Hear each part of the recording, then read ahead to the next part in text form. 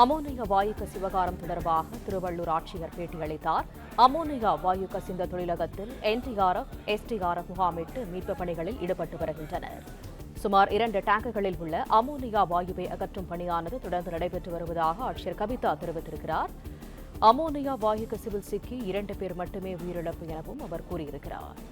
15க்கும் மேற்பட்டோர் கவலைக்கிடம் எனவும் உயிர்காக்கும் சிகிச்சை தொடர்ந்து அளிக்கப்பட்டு வருவதாக தெரிவித்திருக்கிறார். கூடுதல் தகவல்களை தருகிறார் எமது செய்தியாளர் ராஜகுமரன். முழு விவரங்கள் என்ன?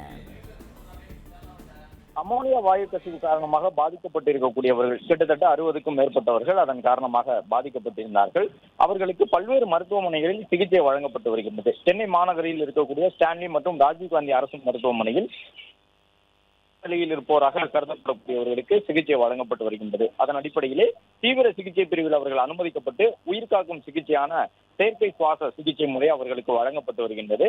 சற்று முன்பாக செய்தியாளர்களை சந்தித்த மருத்துவத்துறை அமைச்சர் அருண்ராஜ் இதுவரை 2 உயிரிழந்திருக்கின்றார்கள் என்பதை உறுதி செய்தார். சென்னை ஸ்டான்லி அரசு மருத்துவமனையிலே 7 பேர் சிகிச்சையில் இருந்து வருவதாகவும் சொல்லியிருக்கின்றார்.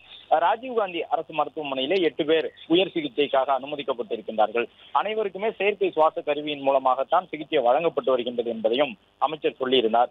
ஒவ்வொரு நோயாளியையும் தீவிரமாக கண்காணித்து வருகின்றோம். அதாவது இதில் பாதிக்கப்பட்டிருக்கக்கூடிய ஒவ்வொருவரையும் தீவிரமாக கண்காணித்து அவர்களுக்கான சிகிச்சைகளை வழங்கி வருகின்றோம் என்ற தகவலை மருத்துவமனை நிர்வாகத்தின் சார்பில் கூறியிருக்கின்றார்கள்.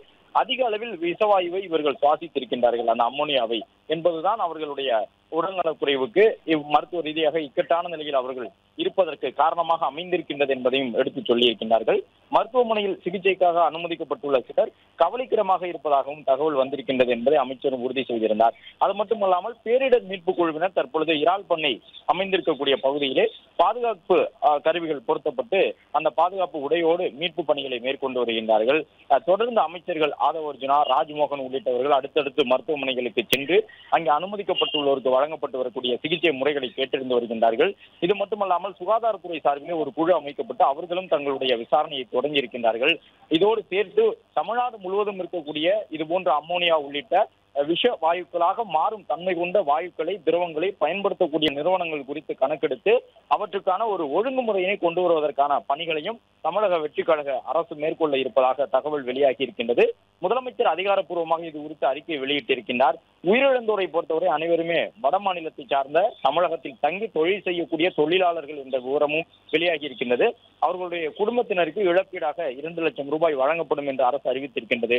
மேலும் காயமடைந்து என்பதை காட்டிலும் இந்த சுவாசித்து அம்மோனியாவை சுவாசித்ததன் காரணமாக தற்போது உயிருக்கு போராடி கொண்டிருக்கக்கூடியவர்களுக்கு மருத்துவ ரீதியாக உதவிகளை செய்வதற்கும் அரசு நிவாரண நிதியாக ஒரு குறிப்பிட்ட தொகையை வழங்கும் என்று எதிர்பார்க்கப்படுகின்றது.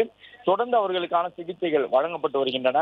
திருவள்ளூரில் தனியார் மருத்துவமனைகளில் அனுமதிக்கப்பட்டிருக்கின்றார்கள். சென்னையில் அரசு மருத்துவமனையில் அனுமதிக்கப்பட்டிருக்கின்றார்கள். இருவருடைய உயிரிழப்பு அதிகாரப்பூர்வமாக அரசால் உறுதி செய்யப்பட்டு அறிவிக்கப்பட்டிருக்கின்றது. தொடர்ந்து அவர்களுக்கான மருத்துவ சிகிச்சைகள் வழங்கப்பட்டு வருகின்றன.